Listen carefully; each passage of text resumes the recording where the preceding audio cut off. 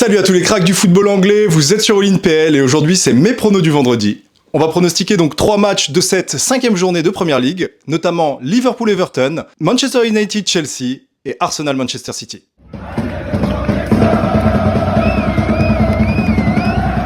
N'hésitez pas à vous abonner, liker et commenter cette vidéo, ça m'aide énormément et ça me permettra de vous donner plus de contenu sur la Premier League. Et si vous souhaitez des rendez-vous réguliers, tous les vendredis, je fournis mes pronos comme aujourd'hui. Pour le premier match donc de ce week-end qui aura lieu samedi à 13h30, c'est Liverpool-Everton, donc derby de la Mersey. Match à enjeu énorme pour Everton qui fait plutôt un bon début de saison, qui se déplace chez son voisin le plus proche et son plus grand rival, Liverpool, qui est sur un début de saison en demi-teinte. Alors oui, ils arrivent à comment dirais-je, bonifier chacune de leurs rencontres et à marquer le maximum de points possible, 12 sur 12, donc voilà, début de saison, on va dire parfaite, mais dans le jeu, il y a quand même beaucoup de lacunes, notamment défensives, ils ont tendance quand même à prendre énormément de buts, mais c'est toujours cette capacité de Liverpool à offensivement être clutch, mais aussi ce Fergie time qui est devenu ce slot time, cette capacité en fin de match à tout simplement détruire les espoirs des adversaires. C'est vrai que depuis le début de la saison, c'est assez impressionnant le nombre de fois où Liverpool s'en est sorti dans les dernières minutes de match. Ça commence à faire beaucoup parce que même en Champions League, là, cette semaine,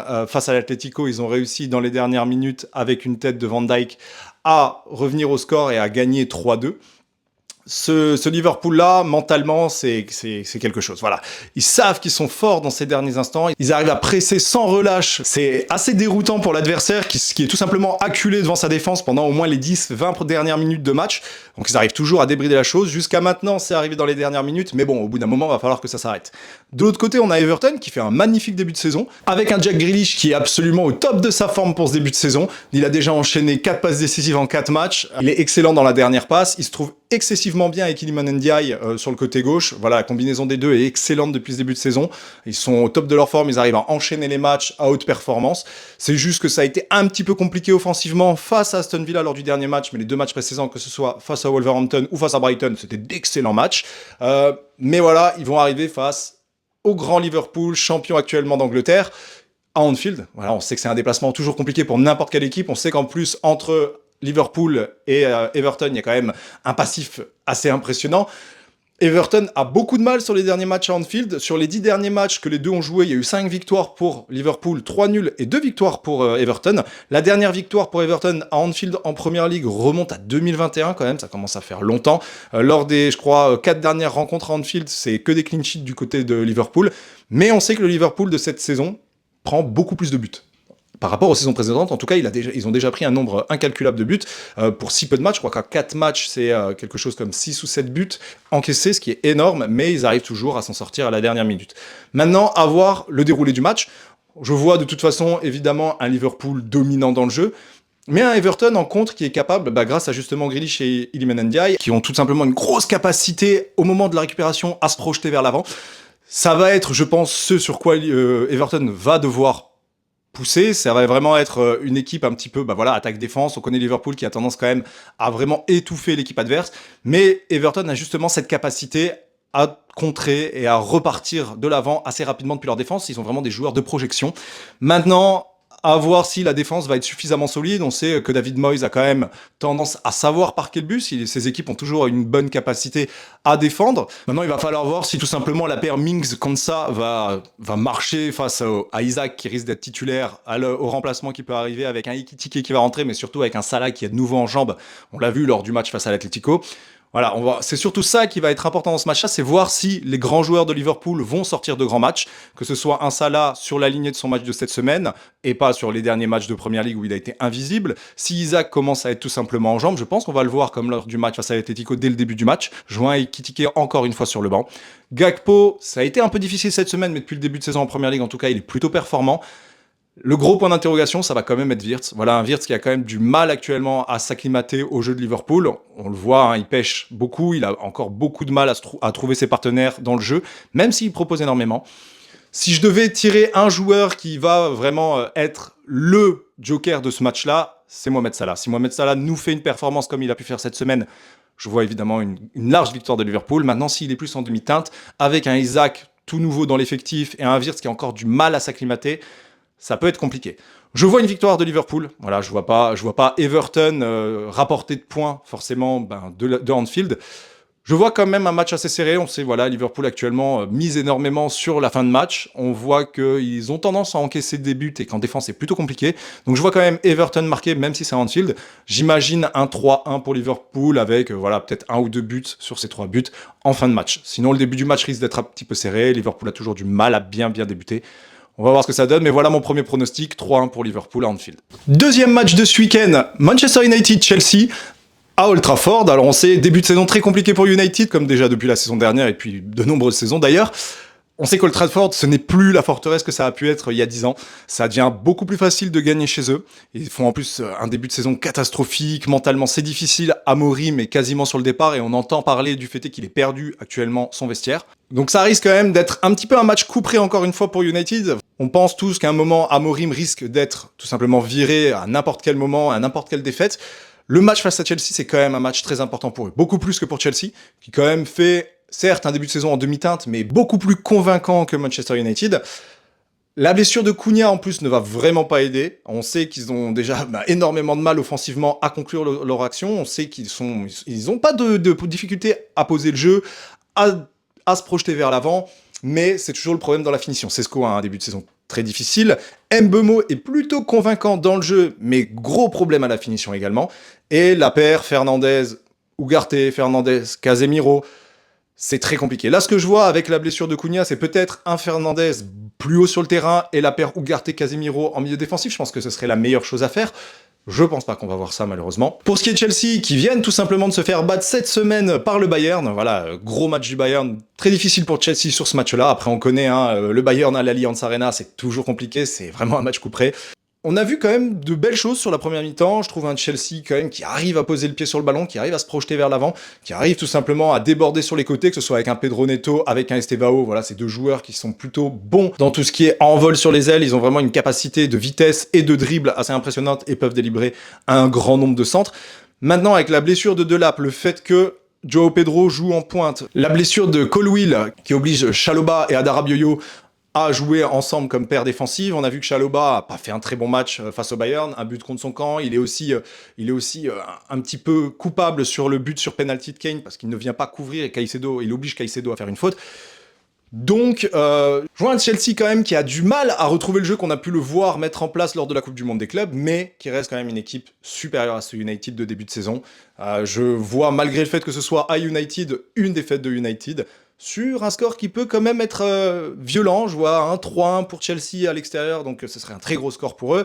Je vois vraiment un Manchester United qui serait capable d'ouvrir le score. On est quand même sur deux équipes qui, lorsqu'elles se font dominer, en tout cas lorsqu'elles se font ouvrir au score, ont une grosse capacité à répondre. Voilà, c'est souvent des équipes de réaction. Mais Chelsea, je les vois quand même au-dessus, avec un Cole Palmer qu'on a déjà vu, voilà, qu'on connaît, mais qu'on a encore vu face au Bayern, qui est capable de moments magiques, avec son but incroyable. Je vois un Chelsea vainqueur, un United qui ne fait que s'enfoncer de plus en plus, et sûrement un départ prochainement de notre cher Ruben Amorim. Je viens de voir, il y a de cela 10 minutes, que Fabrizio Romano vient d'annoncer finalement la présence de Cunha et de Mount lors du match United-Chelsea, ce qui va un petit peu pouvoir changer la donne, parce qu'on parle quand même de deux joueurs très offensifs qui font plutôt un bon début de saison et qui pourraient être donc de retour lors de ce match-là pour United. Si effectivement ils sont titulaires, je change légèrement mon prono. Je garde une victoire de Chelsea, mais sur le score de 3-2. Je pense qu'avec Cunha et Mount, United pourrait être offensivement beaucoup plus intéressant, et je les vois bien marquer quand même au moins 1 ou 2 buts, et avec Cunha, 2 serait plus envisageable. Donc vraiment un match assez ouvert, un beau match de football, 3-2 pour Chelsea à l'extérieur, c'est mon dernier prono. Le gros match de ce week-end, c'est quand même Arsenal-Manchester City. Je serai moi-même au stade, je fais le déplacement à Londres pour aller voir ce match, donc j'espère une énorme victoire d'Arsenal. On est sur un City qui est plutôt en jambes en ce moment. Leurs 2 derniers matchs, que ce soit le match de cette semaine face à Naples, a été un match, une grosse performance. Certes, Naples a pris un carton rouge au bout de 20 minutes, ce qui a aidé évidemment Manchester City. Mais même avant ça, la possession était pour eux, le jeu était totalement dans leur sens. Un Haaland exceptionnel depuis 2 matchs. On a vu son doublé face à United, son magnifique but face à Naples. Il est c'est sûrement déjà United, j'en avais parlé la dernière fois, sur son plus gros match depuis qu'il est à Manchester City. Même face à Naples, il a été quand même imposant, même si en début de match, on avait du mal à le trouver. Mais une fois que c'est débridé, une fois que ça s'est ouvert, voilà, il pèse tellement sur les défenses, ce joueur. Et surtout, un gros retour de Foden. Voilà, Foden qu'on avait perdu la saison passée, un petit peu difficile à trouver en ce début de saison, et là depuis 2 matchs, on retrouve le Foden d'il y a 2 ans. Un joueur qui est partout, qui a une capacité à voir ses coéquipiers se déplacer exceptionnelle et à délivrer des passes. Ça passe sur Haaland, sur le but d'Haaland, elle est juste magnifique, hein, ce petit lob, petit piqué pour la tête d'Haaland, c'était juste parfait, mais même dans le fait de délivrer le jeu de Manchester City, il est au four et moulin. On a également un gros retour de Rodri. L'avantage qu'a eu Manchester City, ça a été de pouvoir faire tourner dans cette fin de match, parce que le carton rouge plus l'ouverture du score, quand même assez rapide, en fin de première mi-temps, début de deuxième, leur a permis de faire tourner l'effectif. Voilà, Pep a fait se reposer la plupart de ses cadres. Et Arsenal, de son côté, sur un début de saison tout à fait correct, hein, vraiment très bon début de saison, à part cette défaite face à Liverpool. Ils arrivent à placer leur jeu, ils arrivent à dominer la majorité de leurs adversaires, même si face à Liverpool, ça a été difficile. On les a pas vus non plus en dessous de Liverpool. Voilà, c'était un match assez fermé. Mais depuis, voilà, ça déroule. Du côté d'Arsenal, ça déroule. Les offensifs sont plutôt présents, malgré le fait qu'on voit Guillaume Quires, c'est pas le plus grand ami du ballon. Il a quand même 3 buts pour l'instant en 4 matchs de Premier League, ce qui est tout simplement ce qu'on lui demande. Voilà, marquer des buts. On lui demande pas forcément d'être le tributaire du jeu d'Arsenal. On a également notre charnière centrale, voilà, même avec l'absence de Saliba, Mosquera fait totalement le travail, et là-dessus on est toujours aussi solide. C'est un match à l'Emirates, donc avec le repos en plus de cette semaine, il faut quand même spécifier qu'Arsenal a joué en Champions League mardi et Manchester City jeudi, même s'ils ont pu faire tourner, ça restait un match quand même face à Naples, qui physiquement est plutôt présent, ils ont quand même tendance à aller au combat. Je vois un Arsenal gagner ce match, mais un match très serré. Je vois un 2-1, un 3-2, voilà. Un score qui se décidera dans les 10-15 dernières minutes du match. Je vois évidemment un but de Haaland, alors ça va me déprimer, mais il y aura forcément un but de Haaland avec une passe de Foden sûrement. Du côté d'Arsenal, j'attends énormément de nos ailes. Voilà, on a un Madueke qui fait un super début de saison, un Eze qui va vraiment faire, je l'espère, un grand match. Son premier match face à Liverpool a été un petit peu compliqué, mais là je le vois sortir un grand match. Voilà, c'est un joueur exceptionnel, on connaît, on l'a vu à Crystal Palace. Il faut maintenant qu'Arsenal montre qu'ils sont tout simplement des prétendants au titre. Manchester City reste en reconstruction, c'est quand même un nouveau projet un petit peu pour Manchester City. Arsenal, on est au pic de leur projet. Là, cette année, il faut un titre, forcément un titre majeur, que ce soit la Champions League ou la Premier League. Et c'est à travers ce genre de match-là qu'on y accède. La Premier League, ça doit être l'objectif principal. Ce match face à Manchester City doit lancer la saison. Face à United, ça a été un petit peu compliqué, même si on a gagné grâce à un coup franc. Liverpool, ça a été un match assez serré, perdu sur un coup franc. Là, il est temps de montrer que on est capable de poser le jeu et de dominer notre adversaire, surtout nos gros adversaires. C'est à la maison, la défaite n'est pas envisageable. Cette défaite-là, tout simplement, pourrait plonger l'équipe. Donc je pense que, évidemment, j'en suis même persuadé, que les joueurs d'Arsenal sont conscients de ça. Ils vont tout faire pour gagner, c'est un match à la maison, le public sera derrière, donc je vois quand même une victoire d'Arsenal, mais sur une très petite marge. Pour revenir sur mes pronos de la semaine dernière, j'avais pronostiqué un 3-0 pour Arsenal face à Nottingham Forest. Victoire d'Arsenal, 3-0, prono exact. J'avais pronostiqué une victoire de Liverpool, 4-1 face à Burnley. Bon, j'ai bien vu la victoire de Liverpool, mais la marge était plus légère, 1-0 pour Liverpool. Et ensuite, le derby de Manchester, où j'avais vu une victoire 2-1 de Manchester City, qui au final, c'est tout simplement conclu sur un 3-0 magnifique de Manchester City.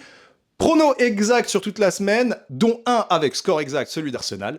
On verra la semaine prochaine ce que mes pronos de cette semaine ont donné, je vous les mets ici. Et rendez-vous demain pour les 2 premiers matchs, Liverpool-Everton et Manchester United-Chelsea.